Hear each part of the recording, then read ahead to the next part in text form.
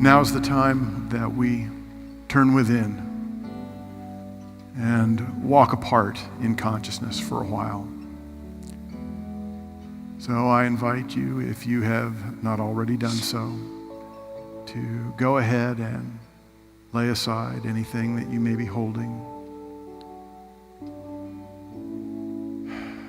Close your eyes if it feels comfortable. Take a few deep breaths.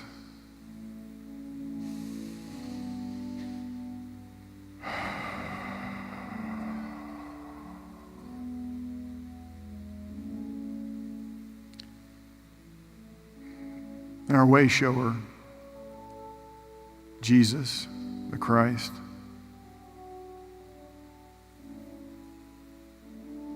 talk to us about prayer. He said to people that pray aloud on street corners, they have their reward there.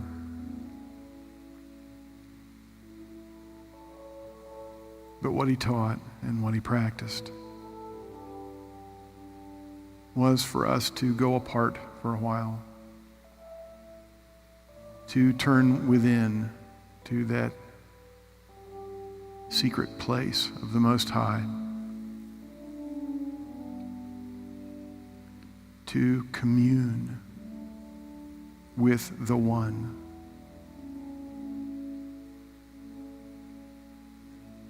In unity, this is how we practice communion. We turn our focus within. We drink of that living water that flows deep in our hearts.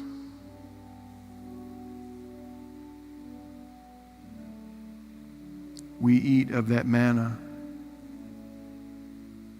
that is ever present, provided every day.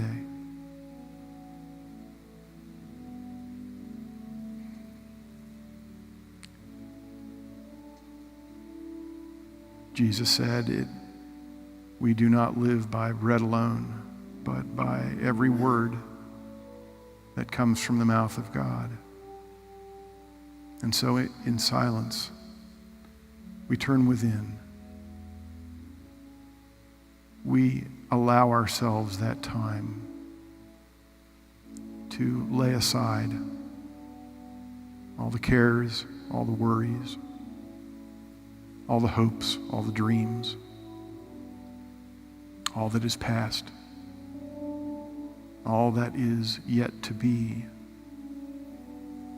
And right here, right now, in this very moment, we listen. We open ourselves to Spirit. It may be a gentle nudging, or it may be a very persistent call. But when we turn within, we make ourselves available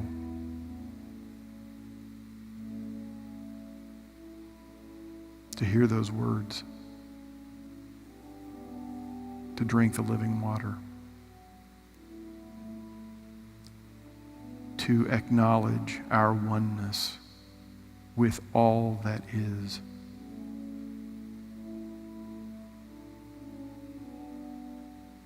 And so now, for a time, we open ourselves to commune, to eat and drink, to listen in the silence.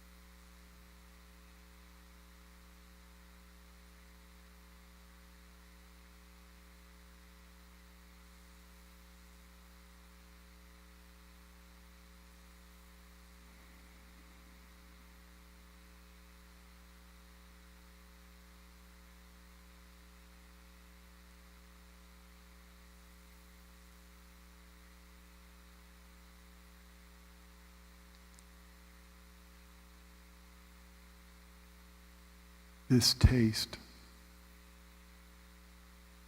of communion, this small sample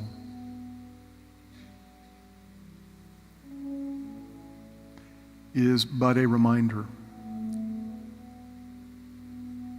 of the unending supply of peace and love and joy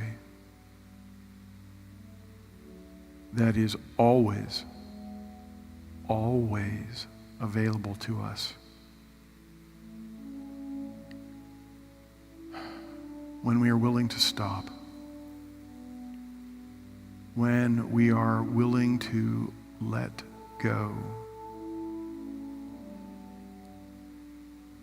when we remember our oneness, our divine inheritance, and our unshakable connection with Spirit, God, all that is. Centered in the Christ, we truly are. We move forward into our day, open, loving, ready to give, ready to serve, ready to be our authentic selves.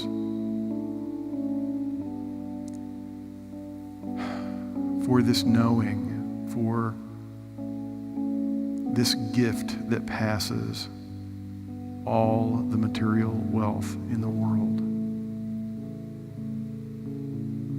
for the free abundance flowing through us, for all that Spirit is in all the ways it shows up for us, we say thank you. Thank you. Thank you, God. So it is. Well, good morning, everyone. Welcome to Unity of Birmingham. If you are new or if this is your first time back in a very long time, I am Reverend Charles Perry, and I am the senior minister here at Unity of Birmingham. Now, before I go any further and forget about it, because I tend to get carried away sometimes, I would like to honor someone who is back with us for the first time in a long time, and that is a woman who was for a couple decades literally the first lady of this church, Mrs. Jane Bartholow. Jane, we are so happy to see you again and have you back with us. Woo.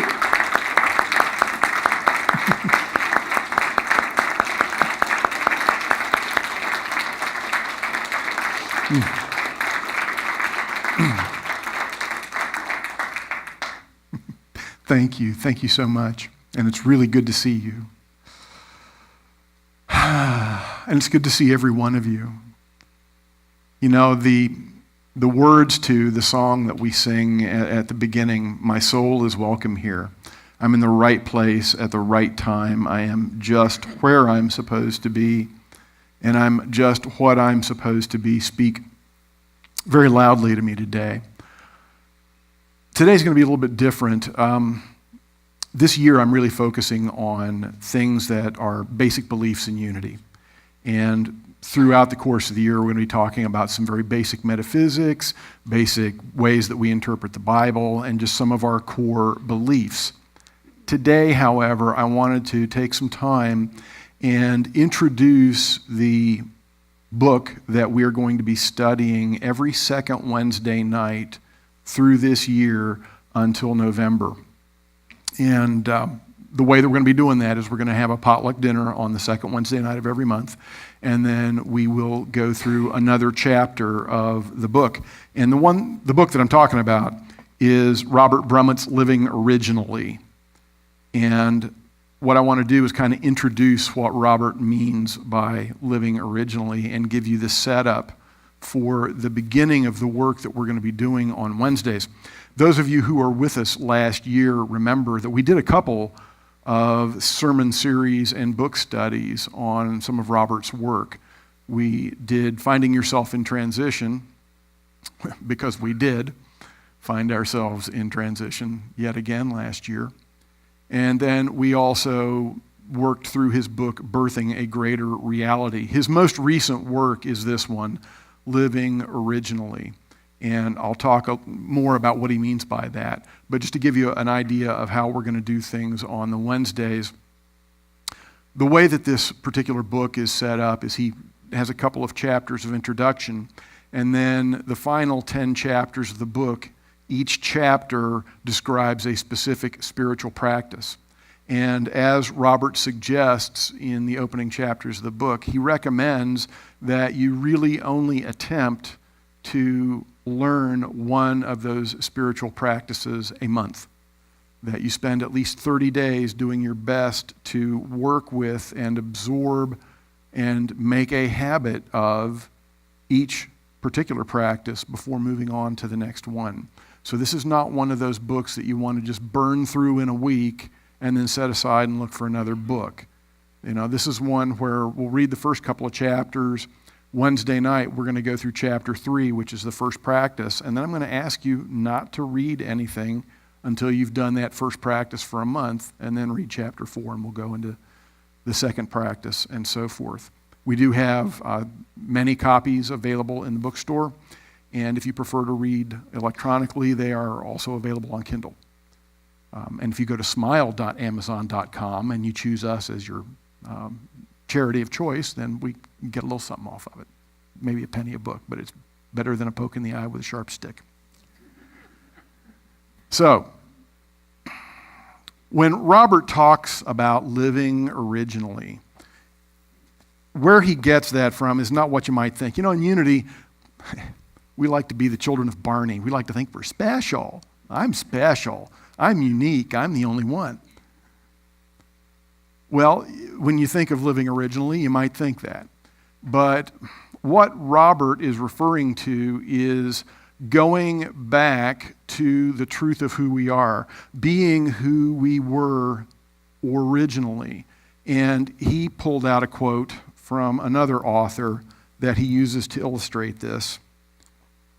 And what he says is, this is according to Cynthia Bourgeau, in the actual meaning of the word, however, being original doesn't mean trying to be different.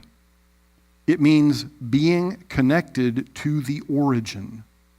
You can't be original by trying to be original. You become original by staying true to what your heart sees. Can you feel into that? Right? Staying true to what your heart sees. It's funny how when something grabs my attention, all of a sudden the universe starts piling stuff on about it. You know? Probably a month or two ago, I heard enough that I started exploring the Red Book. I mean, I talk about the Big Book of AA from time to time. But I started exploring the Red Book of Adult Children of Alcoholics. And if you're not familiar with that group or that particular book, it's actually really useful not only for those of us who grew up in alcoholic households, but for anyone who essentially has experienced some kind of trauma. People with PTSD, people who may not have grown up with alcoholic parents, but with abusive parents, or, people who grew up in other situations where there was physical, mental, emotional, or spiritual abuse prevalent. And I know a lot of us could probably pick out at least one or two of those. The idea here is not to blame anybody, I mean, as ate up as my parents were at times, they were doing their best. I know that. I mean, I've heard stories about my grandparents. I actually, knew my mother's mother before she died, and she was really just about crazy. So the fact that my mother was just a little bit off was, an improvement, right? But the point that they make is that so many of, almost all of us really, have to develop coping skills because our caregivers growing up were not able to provide us with a perfect, nurturing environment. You know, in an ideal world, in a kingdom of heaven world, every child would be provided with a 100% nurturing environment so that whoever that child was would be honored and supported and cherished. They would know deep in their hearts that they were loved just the way they are. They wouldn't have to try to be something or someone else in order to get things that children need, like love and care and nurturing. But that's not the way that we grow up. You know, I would say, I would hazard a guess that probably every one of us had parents that were imperfect at some level, right? And, you know, some, you know, at a really radically advanced level. And so what happened to us is we did our best to survive. We learned to put on a different face. We learned to become something that we're not, because that's what we thought would get us the love or the care or, you know, simply the lack of being beaten today that we needed to feel safe. That person that we become to please our caregivers is not our original, authentic self. But what that does is that leads us down a path that begins with our immediate family, with our caregivers, and then moves out to society, to our school, to our church, to all the other organizations, our friends. And we learn bit by bit, day by day, year by year, not to be ourselves, because obviously our self was not worthy of love and support. You know, we look at religious life.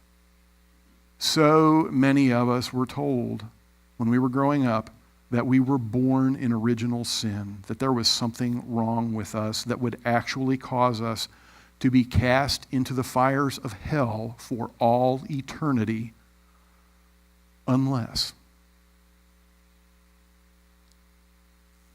And you know, even in some sects, even if you did the deal, even if you, say, accepted Jesus as your Savior, some sects still teach predestination, which is a little clause down at the bottom of the deal that says, oh, and by the way, it was already decided before any of us were even born who was going to get into heaven and who wasn't. You know, so some of us who went to those churches were left wondering, am I one of those people? Or am I going to go through my entire life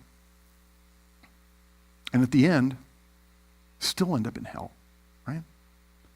So this innate sense of being wrong that we have, you know, it permeates our existence. It colors everything that we do and say.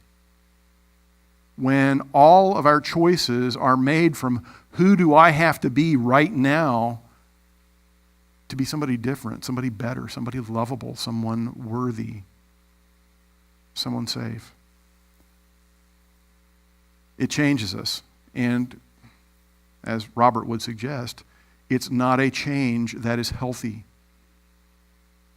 You know, when we look at all of the issues that we have with mental health, and in some cases with physical health, so many of the things that go wrong with us, so many of the things that we try to fix with chemicals are simply due to the conflict in our own consciousness between who we are and who we think we're supposed to be. When we think that we are wrong, when we start punishing ourselves in here, it starts showing up all the way through here. I wrote a little bit this week about something very similar to that. If you did not read my notes from the minister, What I was referring to was a story that one of the ministers I was with this week, I was at the business meetings of the Unity Ministers of the Mid-Atlantic States. It's our sub-region. At the beginning of those meetings, we always spend some time unburdening our souls to one another because it's a safe place for us as ministers to do that. One of my colleagues was telling a story about a funeral that he had just been to in San Francisco. And the funeral was that of Doug Tompkins, who was the founder of the North Face and Esprit clothing empires. This was a guy who did not even have a high school education. He dropped out of high school. And yet he, founded both of those multi-million-dollar empires and was multilingual, flew his own plane, and finally died at the age of 72 in a kayaking accident in Patagonia. Not bad for a kid that couldn't make it through high school, right? And so as he was kind of, looking at his life and then looking at himself and at us, he was basically kind of saying, we sell our souls so that people will like us instead of dreaming bigger than they are.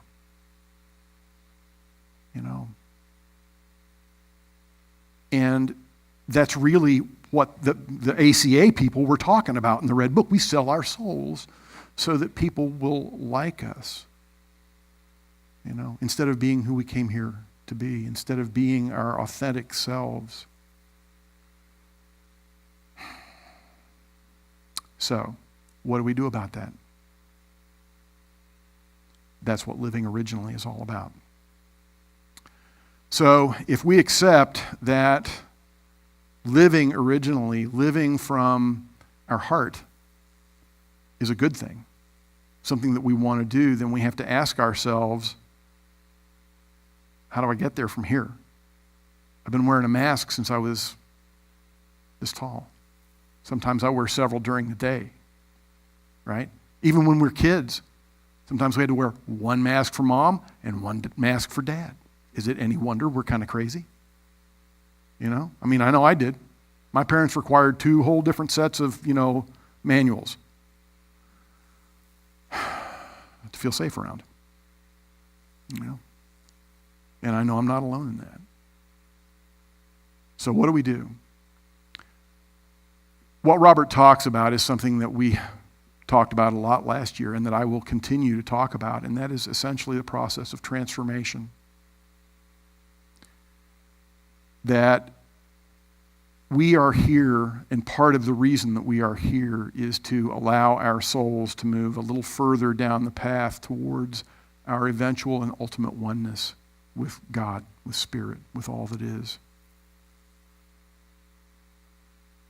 For many of us, this is going to require a transformation in consciousness. We're going to have to let go of the habits we have of focusing on what we think it takes to make that person that we're in front of happy, to be in control of what happens, to make peace with the world as it is, and to be able to find the joy in it, even when things are happening that we wouldn't pick. To understand that, as we talked about last year, nothing and no one is against us. In spite of the fact that painful things happen, that doesn't mean that the universe is not a loving place. But when we choose to be attached to a certain outcome, that's when suffering begins. We have the power to end suffering. We can walk through pain, but we're the only ones that have the power to end our own suffering. So what do we do that is actually transformative? Well, the first thing we have to do is we kind of have to put a line between what's transformation and what is not transformation. Robert mentions that very often what we will get to is something that is good for us, It helps us get through the day, but it does not necessarily change who we are at depth. And he refers to those things as being translational. All right. We have a lot of those translational things we do. And in fact, some of the same practices that we do that would transform us, whether it's prayer and meditation or journaling or all the different things that are out there, if we are not devoted to them, if we're sporadic, if we kind of only do those things when we're really feeling hurt, then their use becomes translational. We are able to get through whatever it is. Life is a little bit better, but the focus of it is simply to survive whatever is going on right now, as opposed to actually changing the way we look at life in the big picture. And what he suggests is that we adopt these practices in a transformational fashion, which means we do them again and again, day in, day out, week in, week out, month in, month out, and on, until we are transformed. It could take decades. And I will tell you that it is worth it, because even as those transformational practices are merely translational, it's sure better than it was before.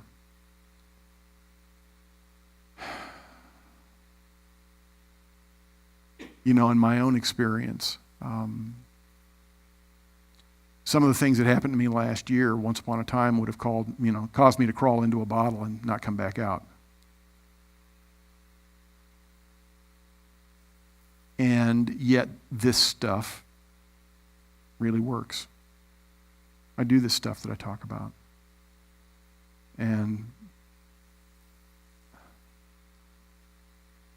my life is not always what I would have picked out of the Sears Wish book, right? But I'm in the right place at the right time, and I'm just what I'm supposed to be, right here, right now. Being able to really know that is hugely powerful. It's hugely powerful. So there's some things that we need to be aware of in order to begin transformative practices. All right? A few of them. We have to be willing to be transformed. It's interesting that in the 12-step process, a couple of those steps are merely the willingness to take the one after that. The people that wrote it knew this next one is such a big one. It is so tough to swallow. We want you to stop for a minute and be willing. Just get willing. Now, Robert points out, and I think this is an important thing, is that the human will by itself is not going to transform us. I can't just say, get enlightened. Come on, I'm going to be enlightened. That's not going to enlighten me. I can't make myself be enlightened. I can't make myself be transformed. It doesn't happen quite that way. But I do have to be willing. I have to be willing to do the deal. First, I just have to be willing to change. Change is scary for a lot of people. One or two of them are sitting in this room right now. Not going to name any names. But I have to be willing to be changed. And then I have to be willing to do something different. Not to be stuck in my same old rut. To actually make a change so that I can change. I just have to be willing. And then I have to go out and do the deal. Whatever that deal looks like for me. In addition to being willing, I have to be willing to be honest. And this is funny. It's these practices that Robert talks about. And we are discovering this in my small group, which is about how 12-step and Christianity are essentially the same thing. But these practices do track very much with the process of recovery, because essentially we're recovering our true nature, our real self. And honesty is one of the things that is absolutely required. Rigorous honesty, as it says in the 12 steps. If we're not willing to be honest about the fact that we are creating a persona, that we're living from something that we're truly not, there's no way for us to get around that and back to who we truly are. If we don't admit that we've been kidding ourselves and just about everyone else, we're not ever going to be able to make the change. We can't.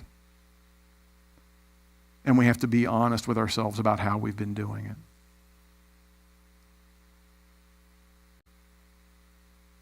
We have to be willing to accept. Robert uses the word surrender, and I know that triggers a lot of people. But I think it's important that we understand what that word means in the context of spiritual overcoming. If I say I'm surrendered, it doesn't mean that I don't care. It doesn't mean that I've just given up. It doesn't mean that I feel like life is over, that I no longer have a purpose, and that I'm just going to let everything else run my life. When I say I am surrendered, what it means is I am no longer going to fight what is. I'm going to allow today to be today. I'm going to allow what is happening right now, what is right now, to be what is right now. It doesn't mean that I am not going to make every possible effort to make a difference. Okay? Doesn't mean that we lay down and just let life run over us. I might spend my entire life working for a cause, whether it's a very small religious sect or a very obscure political party or a very tiny business that the general public does not yet really appreciate and buy into.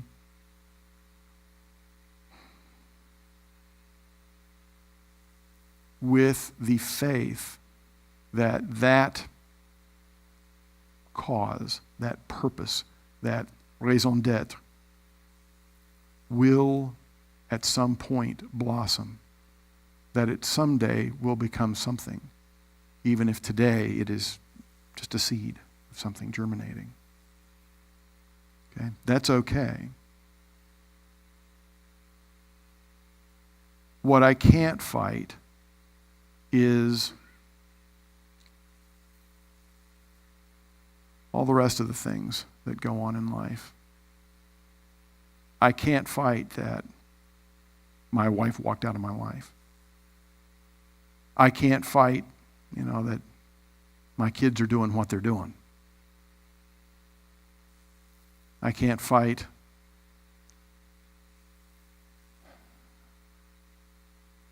this time, this country, the air that we breathe, the water that we drink. I can still do what I want to make a difference, but I still have to accept what is right here and right now. The essence of being surrendered is feeling that peace that really is within each and every one of us. Feeling that joy, no matter what, no matter what we wanted that we know we're never going to get, no matter what we cherished that we have lost and will never have back again.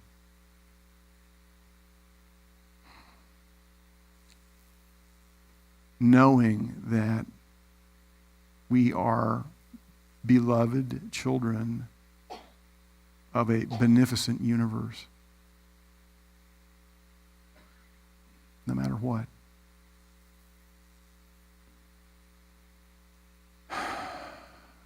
Being able to let go of our expectations, being able to lay aside our regrets, and being able to, with open arms and open hearts, embrace this moment. Because it's all we have, right here, right now.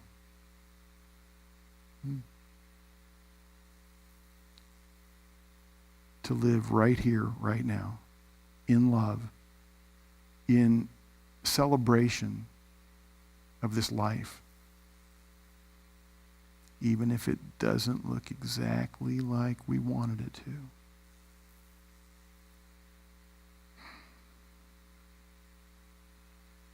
That's what we're talking about when we say surrender.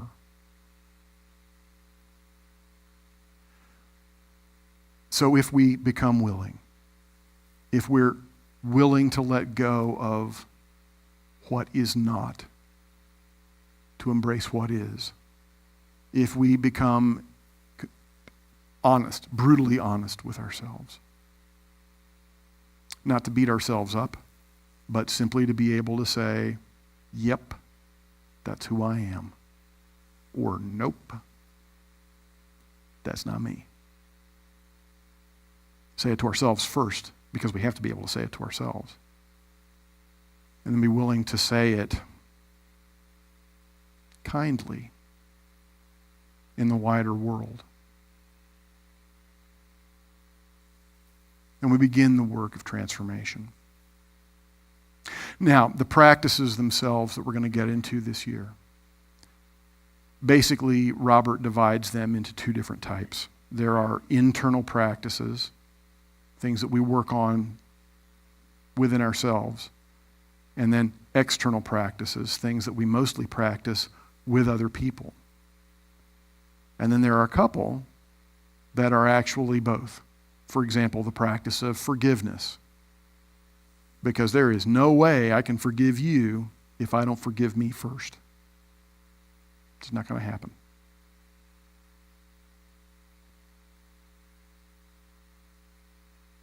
This system, for lack of a better word, this branch of theology is anchored throughout the Christian scriptures in things that were said by, or were purported to be said by Jesus, as well as Paul. You know, when Jesus said, unless you become like little children, you will not enter the kingdom of heaven. I think this is exactly what he's talking about. You know the way that kids are before we mess them up? You know, when they're just thrilled to be themselves doing what they do. You know, it's like Wiley, right? When he comes up here on Sunday, I mean, he's just all over the place, you know? And that's perfect. He lives in a constant state of joy at being alive. And when you're a 2-year-old kid, that's what it's about. And that's what it should be about. And it's what it should be about, not just for 2-year-olds. You know, we all need to, watch that kid and remember that we can be that too. We can be that in joy with our lives, no matter what they are.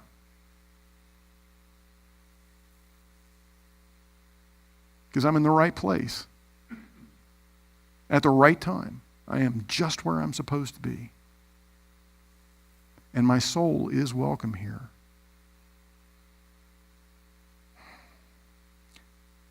Paul said it in a couple different places, that he talked about the renewing of our minds, renewing. When we become new again, when we allow ourselves to put aside all the habits that we've gotten into, all the masks that we've put on, all the ways that we have conspired with the larger world to crush our own spirit, when we are willing to lay that aside, to become new again, to become like children again, then we can truly live in the kingdom of heaven. Enjoy it as much as Wiley does. So I would invite you all to grab a copy of Living Originally, read the first 3 chapters, and be here Wednesday night. Bring something to eat. We're going to have a potluck, and then we're going to talk about the first practice. And if you can't come this Wednesday, just grab the book, start working on it. And other second Wednesdays as we go through the year, we would love to have you with us. It's going to be fun, and I think it will be fulfilling. And if you really do this work, like not just read the book, because as Robert points out, just reading the book is kind of like going to a restaurant and just reading the menu, right? You got to order the food and eat it, right? You need to actually do the deal. When we say that we demonstrate divine love through spiritual practice, joyful community, and inspired outreach, this is exactly what we're talking about. Please join me in prayer.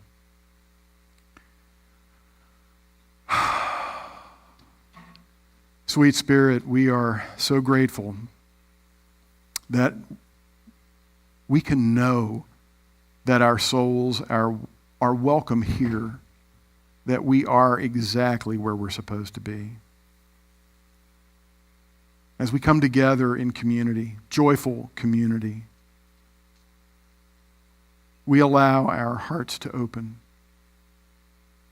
We allow our minds to focus on you. We are not attached to where we should be, where we could be, what we ought to be. Instead, we can just lay that aside and say, wow, thank you. Thank you, God. Thank you for this love. Thank you for these people. Thank you for this moment in my life. Thank you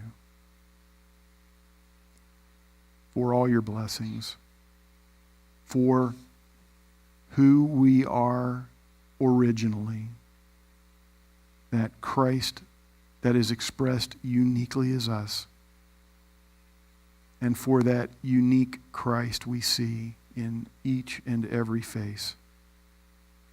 We say thank you. Thank you, God. So it is.